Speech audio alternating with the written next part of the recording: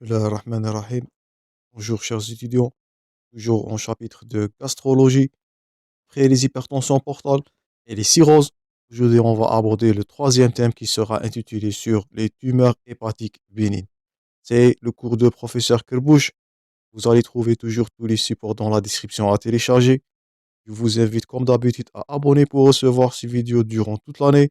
N'oubliez pas un j'aime, un maximum de partage afin que ces vidéos vont atteindre le maximum des étudiants le plus tôt possible. Donc, avant d'entamer les tumeurs malignes, on va voir les lésions bénignes pour mieux les distinguer d'autres lésions. Donc, comme définition, et ça c'est à noter toujours, je vous invite à prendre note, une tumeur bénigne du foie, c'est une prolifération cellulaire qui est bénigne à partir, ça c'est à retenir, à l'un des types des cellules du foie. Donc, on ne trouve pas des cellules étrangères dans le foie. Dans les tumeurs bénignes, je répète, on trouve ni des entérocytes, ni d'autres cellules. Dans notre tissu, on trouve que les cellules du foie. Et on va voir les exemples sur les tumeurs bénignes qu'on va étudier aujourd'hui. Donc c'est une prolifération, je répète, elle est bénigne, elle se fait à partir des cellules de foie et types cellulaires du foie, les hépatocytes et les cellules de soutien, comme nous allons voir. Donc comme introduction, toujours tout ce qui est rouge, ce qu'on insiste sur, c'est à retenir, c'est à noter, et ce sont bien sûr des questions fréquentes des examens. Premièrement, notez que les tumeurs bénignes du foie sont les tumeurs rares. Donc, ils ne sont pas fréquentes, ils sont rares entre, ils sont rares. De plus en plus, dès le dépistage, on les voit à l'aide de la progression, bien l'évolution de l'imagerie. Donc, ce sont des tumeurs rares, ce sont des tumeurs asymptomatiques, de découverte qui est souvent fortuite. Donc, la rareté des tumeurs bénignes, je répète, des tumeurs rares, tumeurs asymptomatiques, des découvertes qui sont souvent fortuites.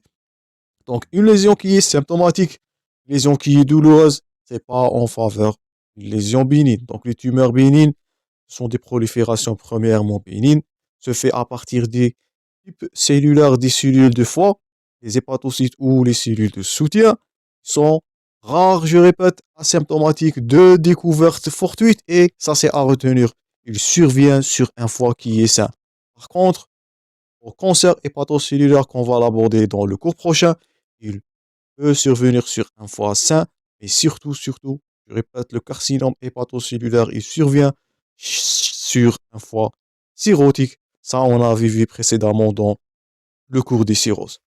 Donc, toujours, je vous invite à suivre l'enchaînement du cours pour mieux comprendre. Donc, d'après les cirrhoses, c'est pour cela qu'on a insisté sur le dépistage du carcinome hépatocellulaire car il survient souvent sur un foie qui est cirrhotique. Par contre, les tumeurs bénignes à retenir, cette plaque est à retenir, elle survient sur un foie qui est sain. Donc, cette plaque à retenir. Maintenant, l'approche diagnostique, ou quelle est votre réflexion devant une hépatopathie? Est-ce qu'il existe une hépatopathie ou non? Devant une image qui va évoquer une masse ou bien une prolifération, est-ce qu'il s'agit d'une lésion bénigne ou une lésion maligne?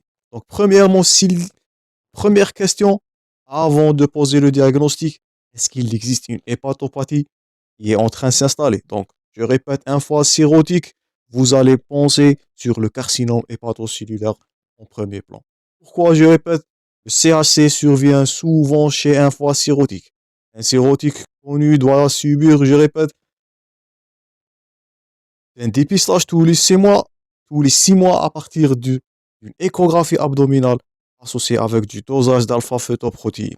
Donc, premièrement, hépatopathie, une cirrhose surtout, pensez toujours au cancer hépatocellulaire. Si ce n'est pas le cas, si le foie il est sain, donc dans ce terrain, vous allez évoquer les lésions bénignes. Donc ces lésions bénignes, ils peuvent être uniques et ils peuvent être multiples. Avant d'entamer les 4 lésions qu'on va aborder dans ce cours, on va faire la notion de lésions multiples. Donc devant un foie qui propose ou bien qui est prédisposé à des lésions multiples, vous allez penser premièrement à un métastase des lésions secondaires. Donc, si ce n'est pas le cas, ce sont des lésions bénignes multiples. Donc, devant une image, une fois avec des lésions multiples, faites attention d'éliminer des métastases. Ça va changer le pronostic et le diagnostic totalement. Donc, les lésions sont souvent uniques, mais ils peuvent être multiples. Mais faites attention aux métastases. Donc, ce sont des diagnostics différentiels avec les lésions bénignes multiples, avec des lésions secondaires. Lorsqu'on dit secondaire, c'est des métastases et c'est malheureusement un stade avancé des tumeurs, surtout des tumeurs gastriques. Et les lésions qu'on va aborder aujourd'hui, c'est l'angiome hépatique comme première tumeur bénigne, l'hyperplasie nodulaire focale, l'HNF, l'adénome et les kystes. Donc, ce sont les 4 lésions, ce sont les 4 tumeurs qu'on va les détailler dans ce cours aujourd'hui. Donc, je répète, une hépatopathie, un foie qui est cirrhotique, pensez au carcinome hépatocellulaire au premier plan.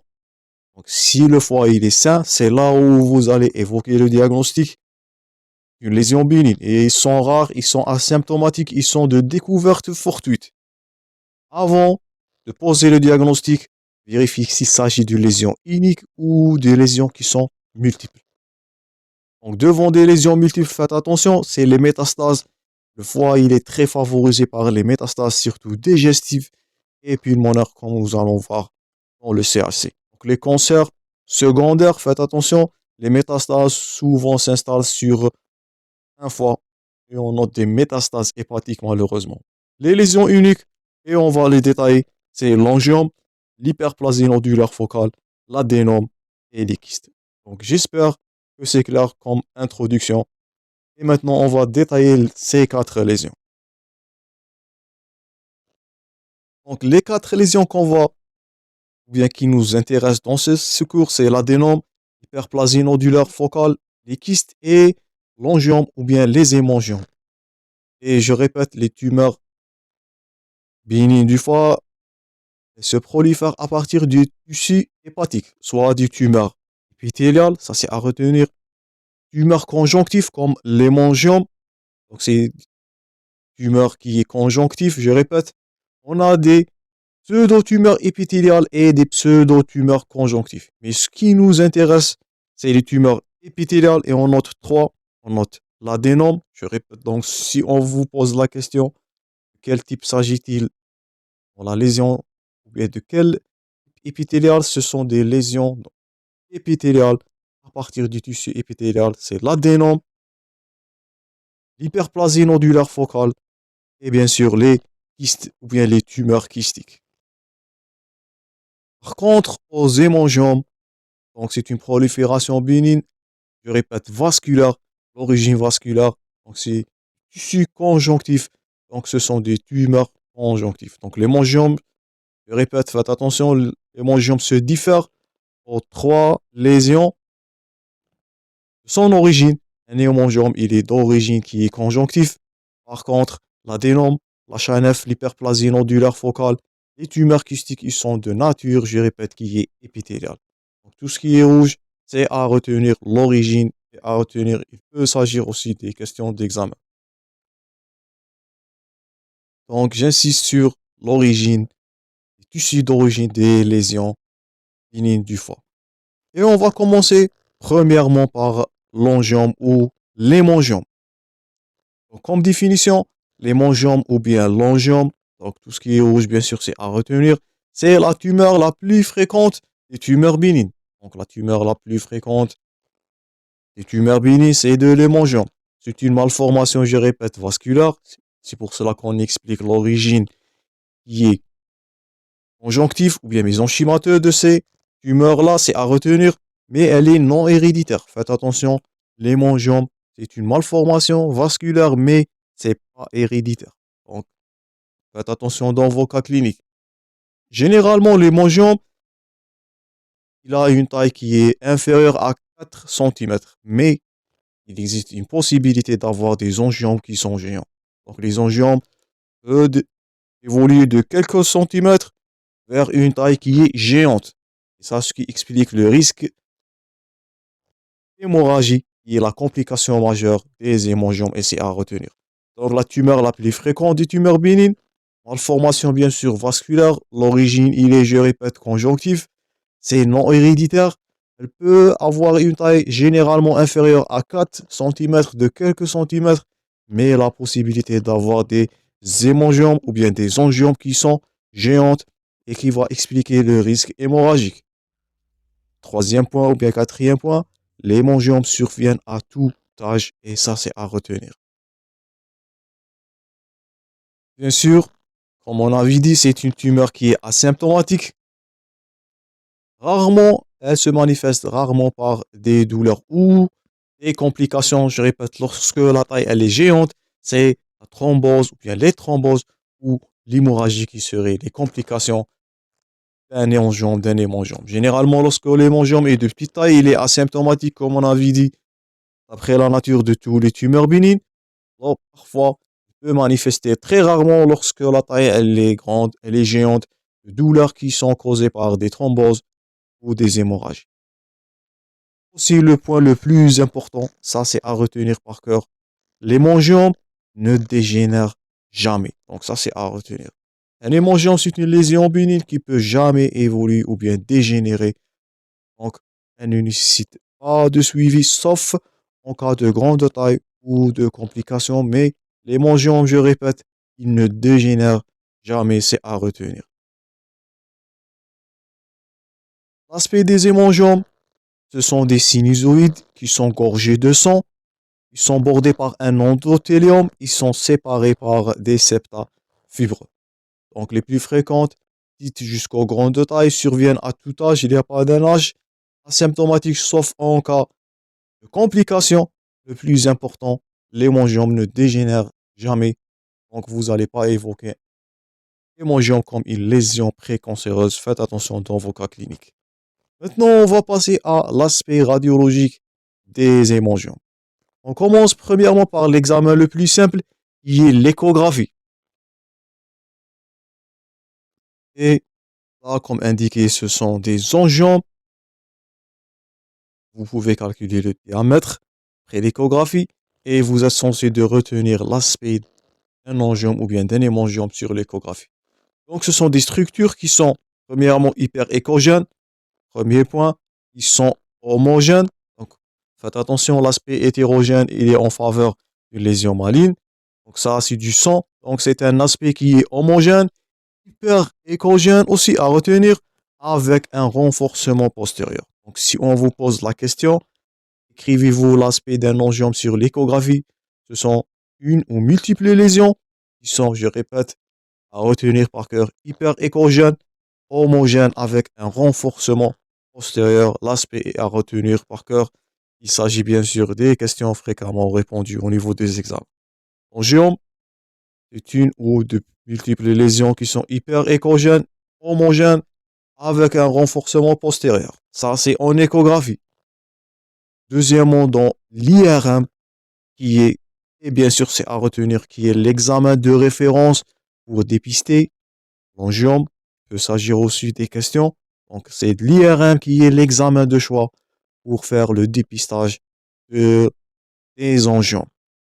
Et comme description, dans l'IRM, c'est de l'hypersignal ou bien du hyperintensité avec un rehaussement périphérique en motte. Notez bien ce terme-là.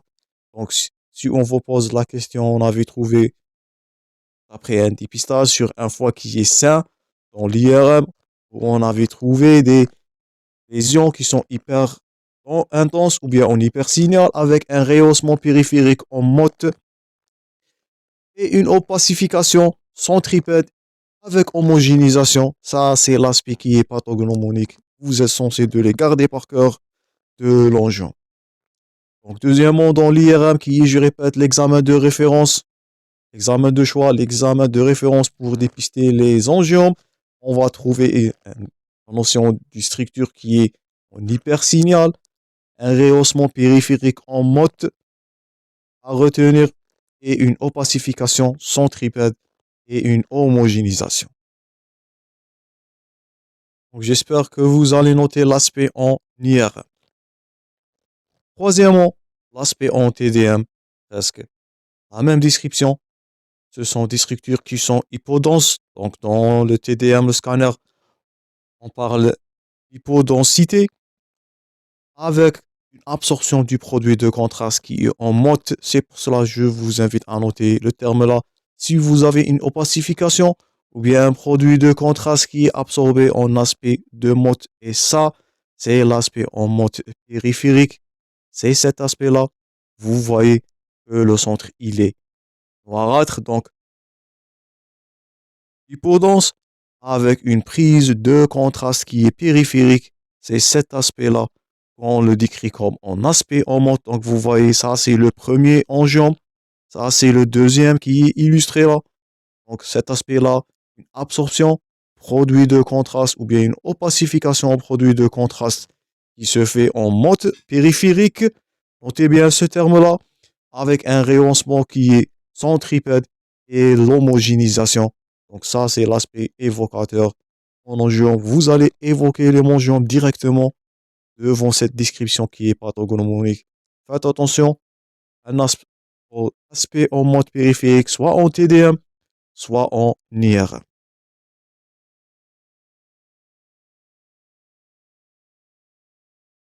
Dernièrement, la conduite à tenir devant la présence d'un angiome. Donc, à retenir, le diagnostic en absence de complications, il est certain. Donc, si vous êtes certain qu'il s'agit là d'un hémangiome ou bien d'un angiome, aucun traitement n'est nécessaire, aucune surveillance n'est requise. Donc, je répète, l'angiome ou bien l'hémangiome, il ne dégénère jamais. Aucun traitement n'est nécessaire et aucun suivi est nécessaire. Faites attention dans vos cas cliniques. C'est totalement bénin. Sauf s'il s'agit d'un angiome qui est volumineux, ou bien symptomatique, ou bien compliqué, comme on l'avait dit, par des thromboses, ou bien des hémorragies. Là, on peut envisager la résection chirurgicale, mais pas à la cause de la malignité, je répète. L'hémangiome ne se dégénère jamais, ne pose pas un risque cancéreux, ou bien une lésion précancéreuse.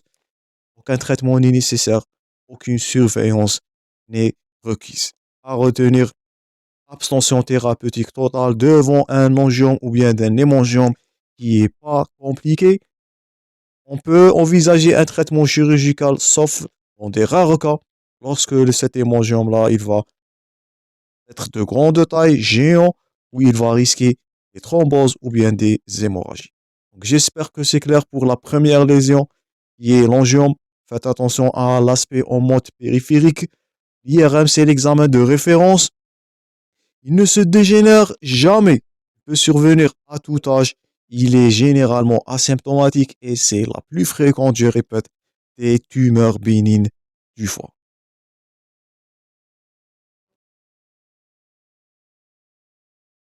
Donc j'espère que c'est clair pour l'angiome. Deuxième lésion, c'est l'hyperplasie nodulaire focale. C'est la HNF. L'hyperplasie nodulaire focale, ça c'est leur aspect en anatomopathologie et vous êtes censé de garder la définition. C'est quoi l'hyperplasie nodulaire focale? Ce sont des amas d'hépatocytes qui sont agencés dans des nodules qui sont fibreux et ils sont regroupés autour d'un pédicule qui est fibrovasculaire central. Et cette lésion à retenir, elle est pathognomonique à l'hyperplasie nodulaire focale. Donc, si on vous pose la question, l'examen anatomopathologique, il a donné l'aspect d'amas d'hépatocytes qui sont agencés sur des nodules fibreux, regroupés, un pédicule qui est fibrovasculaire central. C'est pathognomonique à l'hyperplasie nodulaire focale. Vous allez évoquer l'H9 car cet aspect-là, il est pathognomonique, il est descriptif de cette lésion-là. Et vous voyez mieux là, l'amas des hépatocytes qui sont agencés. Donc ça, c'est de l'hyperplasie nodulaire focale. J'espère que vous n'allez pas tromper entre un hémangiome et l'hyperplasie nodulaire focale. Ce sont deux lésions qui sont totalement différentes dans leur aspect. Vous êtes censé de garder cet aspect-là par cœur. Passons maintenant à l'aspect de l'hyperplasie nodulaire focale et on commence premièrement à l'échographie. Et vous allez voir la différence entre cette dernière-là et de l'hémangiome. Donc c'est une lésion qui est iso ou hypoéchogène avec une image centrale qui est plutôt hyper échogène et c'est mieux illustré là, en les lésions là, en rouge. Donc c'est une lésion, je répète, iso ou hypoéchogène avec une image centrale qui est hyper échogène. Ça, c'est l'aspect évocateur d'une hyperplasie nodulaire focale. Donc ça, c'est premièrement en échographie. Deuxièmement, et bien sûr, l'examen de référence, c'est toujours l'IRM aussi pour l'hyperplasie nodulaire focale. Et qu'est-ce qu'on va voir? Et bien sûr, c'est à retenir. Donc, un hyposignal T1, hypersignal T2, c'est une zone qui est avec plutôt une zone centrale qui est étoilée et pas de capsule périphérique. Faites attention. Dans l'hyperplasie nodulaire focale, il n'existe pas de capsule périphérique avec une zone centrale qui est étoilée. Ça, c'est évocateur d'une hyperplasie nodulaire focale dans l'IRM qui est, je répète, l'examen de référence. Et troisièmement, dans le scanner ou bien le TDM, ce sont des lésions qui sont iso ou hypodenses. Faites attention avec un rehaussement qui est massif au temps artériel. Donc là, vous voyez l'opacification ou le rehaussement qui est périphérique, sauf au niveau de la cicatrice qui est centrale, parce que c'est fibrose.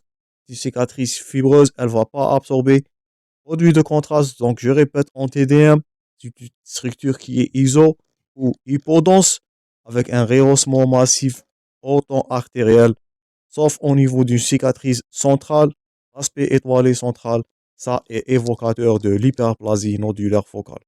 Donc, tout ce qui est en rouge, l'aspect, ces deux lésions-là, je suis en train de parler de l'hyperplasie nodulaire focale et de l'hémangiome, à retenir en TDM, en IRM qui est un examen de référence bien sûr, et en échographie comme dépistage. Donc, les trois aspects en échographie, en IRM et en TDM, c'est à retenir. C'est fréquemment posé comme question ou bien comme cas clinique dans l'examen. Donc, c'est à retenir par cœur. Dernièrement, concernant l'hyperplasie nodulaire focale, notez bien qu'elle est stable en taille mais elle peut diminuer, voire augmenter la taille. Donc, c'est possible d'avoir un changement de taille, mais généralement, ils sont stables dans la taille et c'est un critère de bénignité. Deuxièmement, et à retenir, ils sont indépendants des facteurs hormonaux. Donc, par contre, l'adénome qu'on va l'aborder dans la deuxième partie, les hyperplasies nodulaires focales, faites attention, ils sont indépendants des hormones stéroïdiennes. On est en train de parler de contraception orale ou de grossesse. Donc l'hyperplasie nodulaire focale, faites attention à la différencier. Par contre, l'adénome, c'est le critère d'indépendance des facteurs aux facteurs hormonaux, par contre, à l'adénome qui est dépendant aux contraceptifs oraux et même aux grossesses. L'évolution aussi, là, elle est parfaitement bénigne. Il n'y a pas de surveillance particulière. Mais faites attention, si vous êtes devant un homme, premièrement, un âge avancé, s'il existe une capsule, faites attention, vous allez faire de la ponction hépatique là, il peut s'agir. Donc ça peut poser un diagnostic différentiel avec une lésion maligne. Donc l'hyperplasie nodulaire focale, elle est totalement bénigne, notez ça bien, mais faites attention, c'est pour cela qu'on a insisté sur l'aspect sur l'échographie, la TDM et l'IRM. S'il y a une capsule là, un terrain favorisé, c'est l'homme, l'âge qui est avancé. Donc pour mieux confirmer, pour éliminer toute suspicion, vous allez faire une ponction hépatique pour dépister une lésion maligne. Donc c'est le critère de capsule. Je répète, l'hyperplasie nodulaire focale n'a pas de capsule. Et c'est l'IRM qui est l'examen de référence qui va nous montrer l'hyposignal T1, l'hypersignal T2, j'insiste sur l'IRM, une zone centrale qui est étoilée et il n'y a pas de capsule périphérique. S'il s'agit de cet aspect de capsule-là, chez un homme âgé, vous allez faire une ponction hépatique, biopsie hépatique, pour mieux confirmer le diagnostic. Une capsule, elle est évocateur d'une lésion malheureusement qui est maligne. Donc ça, c'est tout pour les deux premières lésions, l'hyperplasie nodulaire focale et les angiomes. J'espère que maintenant vous allez faire la différence entre ces deux lésions qui sont, je répète, les deux bénignes, ne nécessitent pas de surveillance ni de traitement. L'IRM qui est l'examen de choix, vous êtes censé de garder l'aspect surtout en IRM car il est l'examen de référence. Mais faites attention sauf devant une hyperplasie nodulaire focale qui l'aspect évocateur, mais l'existence de la capsule chez un homme qui est âgé pour mieux éviter, bien pour confirmer le diagnostic, on fait de la ponction hépatique car il peut s'agir d'une lésion maligne. Donc ça, c'est tout pour cette partie-là. Je vous rencontrerai dans la suite de ce cours très prochainement. Je vous remercie pour votre attention, chers étudiants. Je vous souhaite le bon courage dans vos préparations et à la prochaine.